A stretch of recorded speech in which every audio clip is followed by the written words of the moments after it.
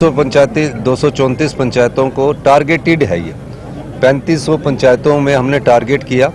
Police विभाग में जब हमने डीजीपी साहब से बात की तो उसमें हमने किया कि जहां सबसे ज़्यादा चिट्टे का इस्तेमाल हो रहा है उसको रेड में किया, उससे कम वालों को येलो में किया और जहां बिल्कुल चिट्टा नहीं है वहां ग्रीन किया।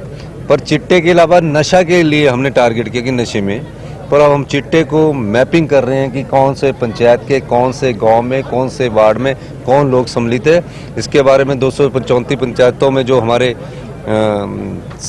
सबसे ज़्यादा हमें महसूस हुआ है कि यहाँ बहुत नशे की खेप पहुँचती है, तो वहाँ हमने काफ़ी कार्रवाई की है, काफ़ी लोगों को पढ़ा है। आप आए दिन अखबारों में देख रहे हैं कितने लोगों को अरेस्ट किया जा रहा है और कितना चिट्टा पकड़ा जा रहा है। पर हम इसके जन आंदोलन में हम उस पीढ़ी को जागरूक कर रहे हैं ताकि उनको चिट्टा शब्द याद हो जाए और चिट्टा से वो लोग नफरत करें।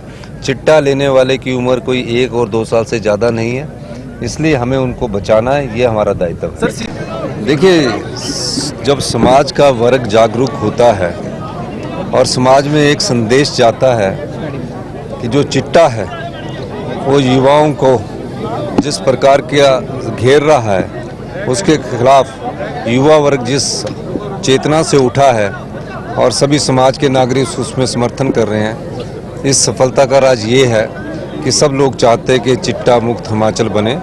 और इस दृष्टिकोण से हमारे कर्मचारी, अधिकारी, सभी समाज के सभी वर्ग बुजुर्गों ने हमारा साथ दिया है। ये तीसरी वॉकथॉन थी और ये सिर्फ जागरूकता का अभियान है, पहला भाग इसका जागरूकता का है।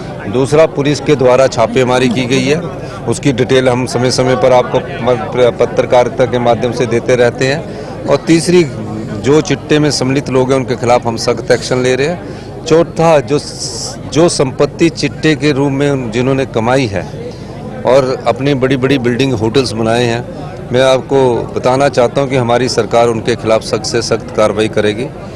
युवाओं को जिस उम्र में ये लत लगाने की कोशिश की जाती है उस युवा पीढ़ी को हम जागरूक कर रहे हैं, जैसे +2 के बाद फर्स्ट ईयर, सेकेंड ईयर, ताकि वो इस लत में ना पड़े। जब बड़ा हो जाता है तो उसमें इस लत में बहुत कम रहता है। तो इस पीढ़ी को बचाने का जिम्मेवारी जहां एक मुख्यमंत्री के तौर पर है, वहां इस प्रदेश का परिवार का मुखिया होने के नाते भी मेरे पर है और इस प्रदेश का बेटा होने के नाते भी मुझ पर है।